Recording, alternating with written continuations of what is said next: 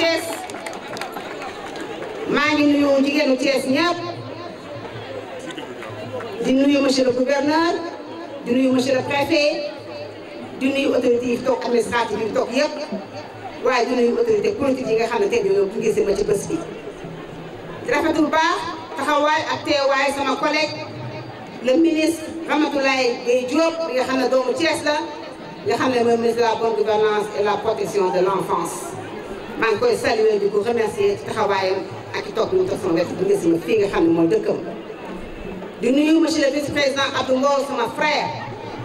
sama goro maa ngi koy nuyu moom tam bu baax di ko ziar taxawaayam gis naa nu mu jàpp ci bés bi maa ngi koy remercier bu baax te ci loxoom nuyoo bi nag député yi fi toog yëpp su ma limee damay juum di nuyu honorable Fatou Sène moom tamit jàpp na ci liggéey moom tam maa ngi koy nuyu bu baax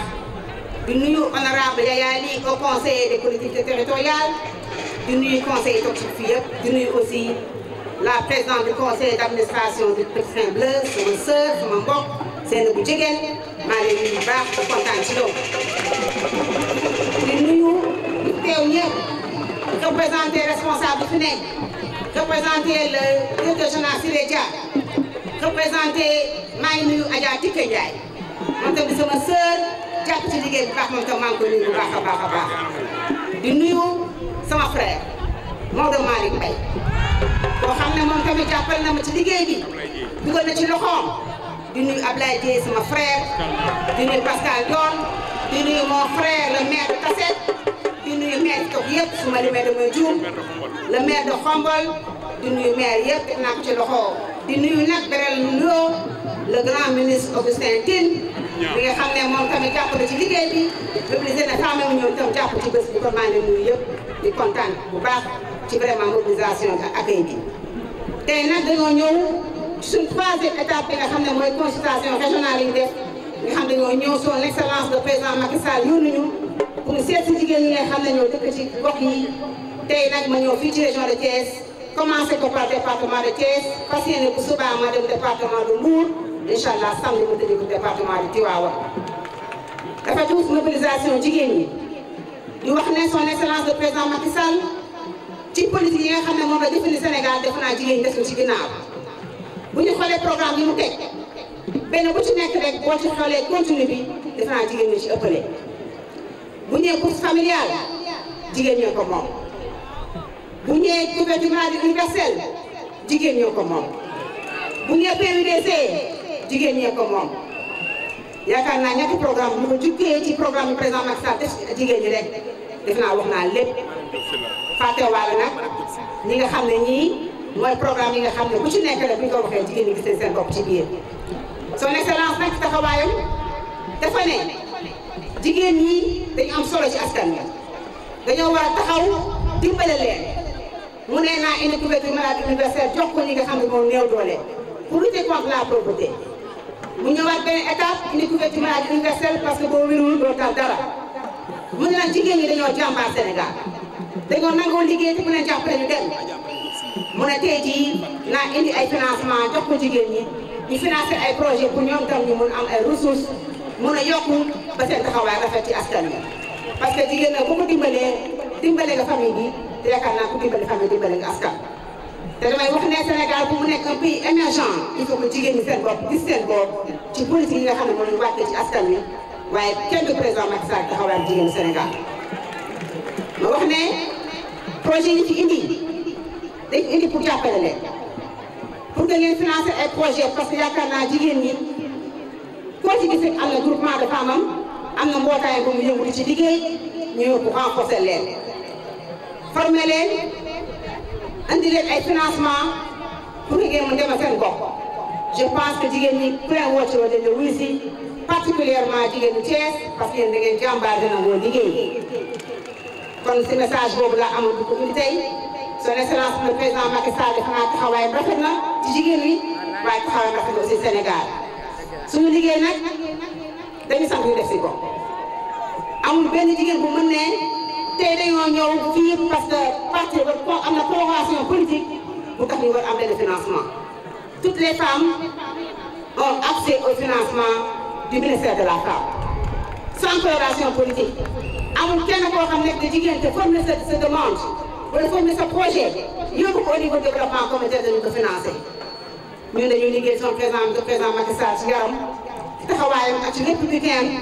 gëm Sénégal am taxawaay ba def di ko liggéey ñu dañu koy accompagner ci liggéey boobu kon lépp lu ñu def ko teg ci yoon te yaakaar naa bu financement yi génnee di ngeen xam ne fii amul coloration parce que dégg naa ni ñu di wax lu demee noonu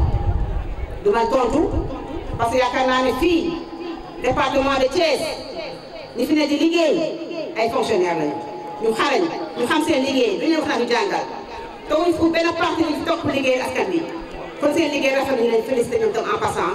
parce que yaakaar naa ne ciblage projet yi rafet na lu ci kanam dañ ko joxe indiwaat ay comme ni ko waxee sànq ay matériel jàppale ko SEDAF bi fas yéene incha allah au mois de juillet ñu inauguré SEDAF bi indi ci ay formation parce que SEDAF nag lu am solo la lu am solo mooy lieu de rencontre pour femmes yaakaar naa léegi bi ñu waxee bi madame qui doon représenter le forum pour les femmes elle a bien dit que le SEDAF lieu la boo xam jigéen ci war a dagee di waxtaan di weccoo pour que seen taxawaay ci askan bu rafet kon SEDAF bu Thiès yaakaar naa son excellence def na ci xaalis dinañ ko defaraat dinañ liggéey matériel pour que jigéen am ay taxawaay mën a formé wu mën a vraiment ñu ne seen financement ñu liggéey rafet pour jàppale seen askan kon maa ngi gërëm ñëpp sant ñëpp di gërëm Mariam Diop Sylla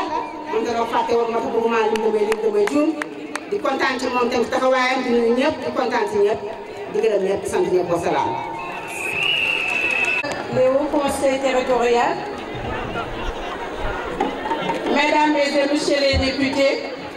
madame la PCA, monsieur le maire, monsieur les maires, monsieur le maire de Tassette, les mouvements de soutien, les organisations de femmes ici présentes, les journalistes, la sécurité, comité d'organisation de ce grand événement. Madame la ministre, wax ji mënoon naa jeex ndax mbir mi doxal nañ ko ci biir mémorandum bi lay jox waaye teranga koy fay soo ñëwee ba Thiès ñëw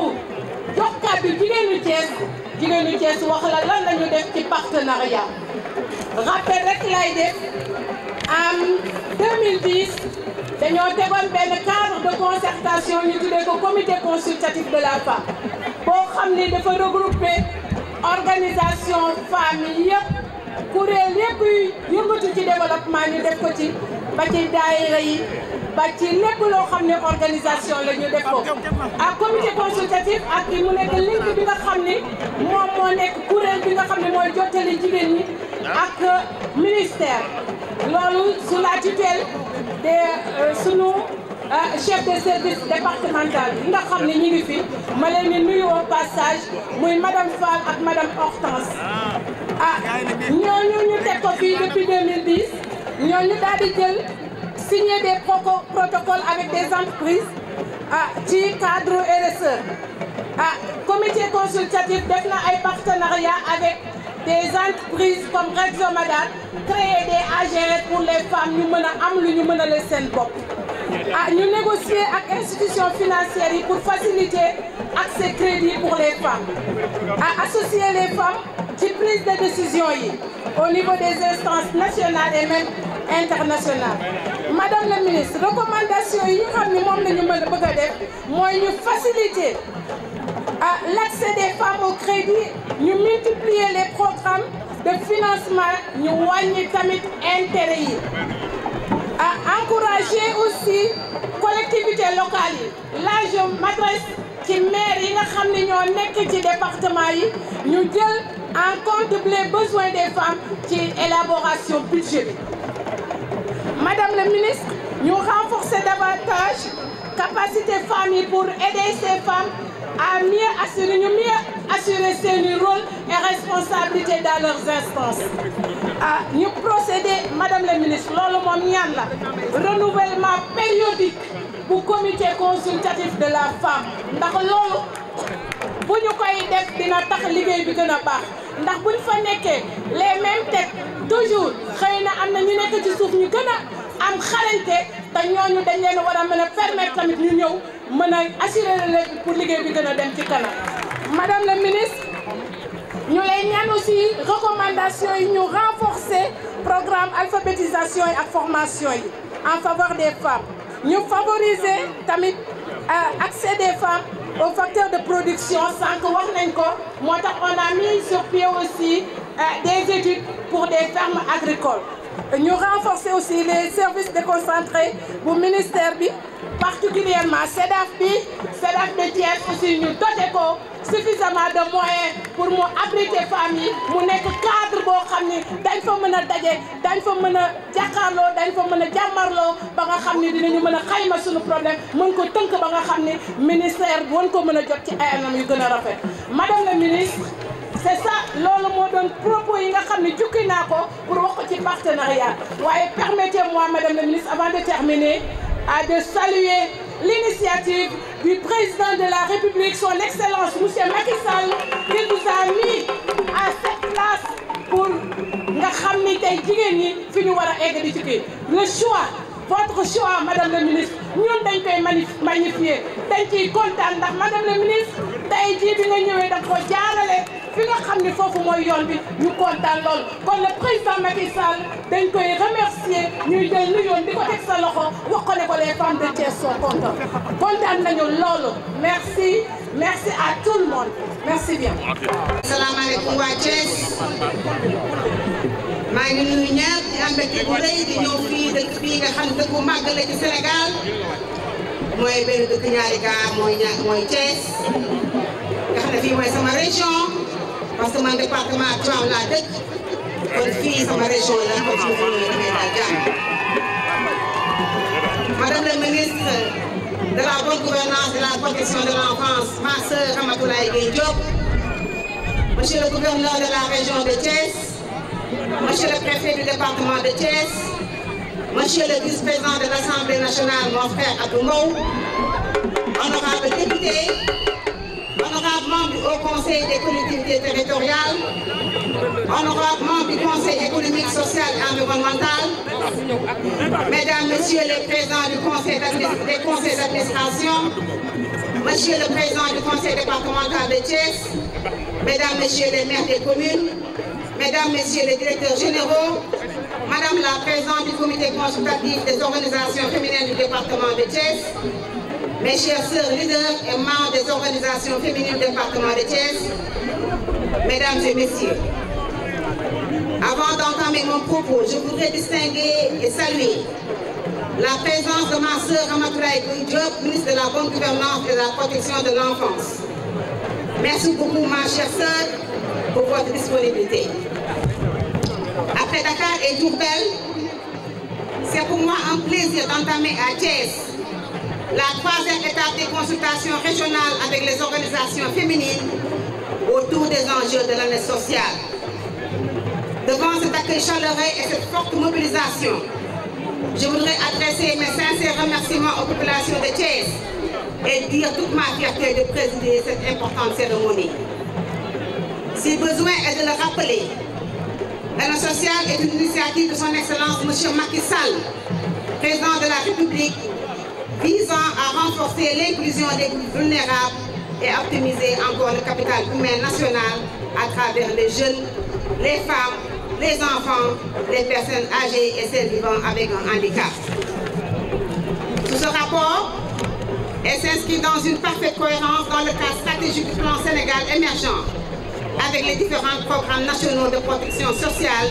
et d'amélioration des conditions de vie des populations. Dans ces articulations, l'année sociale vise la relance de l'emploi des jeunes et de l'entrepreneuriat féminin dans une approche territorialisée épousant les contours de la troisième phase de la décentralisation. Mes chères sœurs, conformément aux missions de promotion des valeurs familiales, du genre et de l'autonomisation des femmes et des jeunes filles, j'ai présenté au Conseil des ministres le 3 janvier 2018 le plan d'action de la composante féminine de l'action de l'année sociale. Le dit plan visant à permettre aux Sénégalaises de tirer le meilleur profit de cette opportunité articulée autour du renforcement de leur capacité, de l'élargissement de l'accès aux services sociaux de base et de la promotion de l'entrepreneuriat féminin. C'est en vue d'opérationnaliser cette matrice et d'en partager les articulations que j'ai cru devoir aller à la rencontre des cibles et acteurs afin de la consolider de leurs enregistrements. À travers un dialogue fécond et dynamique accompagné d'un programme d'animation économique à la base. Au titre du dialogue, mes chères sœurs, j'ai suivi avec beaucoup d'attention et un grand intérêt les conclusions de vos concertations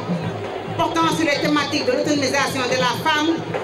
développement de l'entrepreneuriat féminin et du partenariat entre le ministère et les mouvements associatifs féminins. À mon avis, vos diagnostics est plein d'enseignements, tout comme vos recommandations qui couvrent d'excellentes perspectives pour l'amélioration de la condition féminine au plan économique, social et culturel. C'est donc pour moi le lieu de féliciter vos rapporteurs pour la clarté et la pertinence de leur présentation et de saluer le leadership et le sens de l'organisation de Madame la Présidente du Comité consultatif départemental des femmes qui a su mobiliser les énergies avec l'appui des services techniques et des autorités administratives. Soyez cependant sûrs que vos recommandations seront bien prises en compte dans le mémorandum national préparatoire du Conseil interministériel et du Forum national sur la promotion économique des femmes qui constitueront les pilotes de l'année sociale. Comme vous le savez sans doute aussi, il est attendu ces grands rendez-vous majeurs, l'obtention d'une stratégie nationale pour l'autonomisation socio-économique de la femme qui, adossée au PSE, constituera avec la stratégie pour l'équité et l'égalité de genre notre référentiel vers l'éradication de toutes les formes de discrimination et de violence à l'égard des femmes. Mes chères sœurs, le programme d'animation économique que je vous annonçais plus tantôt procède d'un déploiement des mécanismes publics de financement des activités génératrices de revenus. Il s'agit principalement du Fonds national de crédit pour les femmes et du Fonds national de promotion de l'entrepreneuriat féminin et du Sénat. Grâce aux interventions conjuguées de ces différents instruments, mis en place par le gouvernement avec une dotation du budget national, des notifications de financement vont être remises ce jour et des groupements de femmes pour démarrer et consolider les processus d'insertion économique. Dans votre département, mes chères sœurs, un financement cumulé de 149 800 000 francs CFA est mobilisé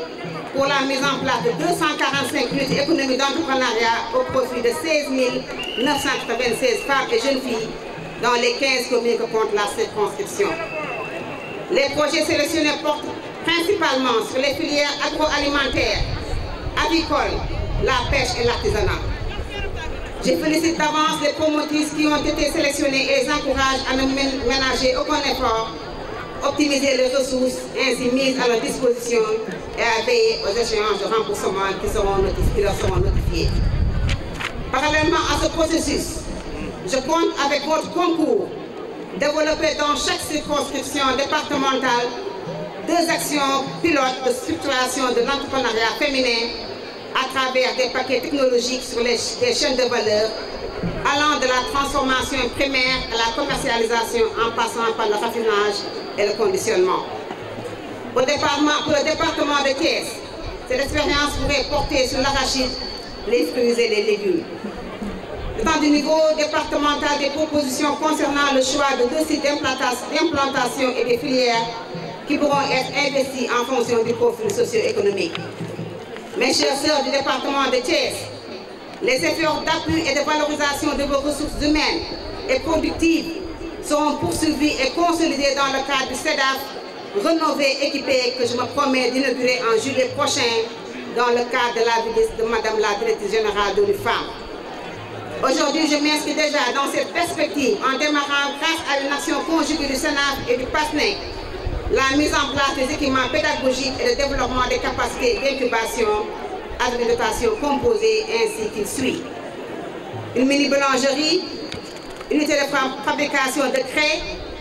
des kits de réparation de téléphones portables, un kit complet d'agriculture, un congélateur horizontal de 670 litres, des réfrigérateurs, des cuisinières et un kit de coiffure. Enfin, le département de Thiès pourrait également, au terme des études en cours, être pris en compte dans la 2e phase du programme d'alphabétisation et d'apprentissage des métiers pour la lutte contre la pauvreté PALAM. Le PALAM, qui bénéficie du soutien de la Banque islamique de développement, porte une offre en matière d'éducation de base non formelle, de formation professionnelle et de financement d'activités génératrices de revenus suivant les principes de l'islam au profit des femmes et des jeunes. Je suis déjà sûre que dans ces belles perspectives, vous bénéficierez du soutien agissant des autorités et des élus et responsables départements dont il me plaît de saluer encore l'engagement remarquable à nos côtés, illustré par leur présence en cette belle occasion. Mes chers sœurs, très satisfaite du déroulement de cette cérémonie, je remercie Monsieur le maire de la commune de Thiès, Monsieur le président du conseil départemental de Thiès, malgré qu'il est absent, pour les généreux messages qu'ils ont bien voulu adresser au nom des élus et de la population du département. Je confonds dans cette expression de gratitude l'ensemble des élus et responsables qui ont bien voulu répondre à mon invitation. Honorables députés, hauts conseillers des collectivités territoriales, membres du Conseil économique, social et environnemental, présidents des conseils d'administration, directeurs généraux, directeurs nationaux, merci pour votre auguste présence et votre précieuse contribution au succès de la rencontre de cet après-midi. Je réserve une mention spéciale aux femmes et jeunes filles pour leur mobilisation exceptionnelle qui prouve, si besoin en était encore, de leur engagement aux côtés de son Excellence le Président Macky Sall pour faire de Thiès une ville et une région émergente. C'est sur cette belle appréciation que je souhaite à toutes et à tous une excellente année sociale et vous donne rendez-vous au mois de juillet pour l'inauguration de CEDAF, Inch'Allah. Je vous remercie de votre attention.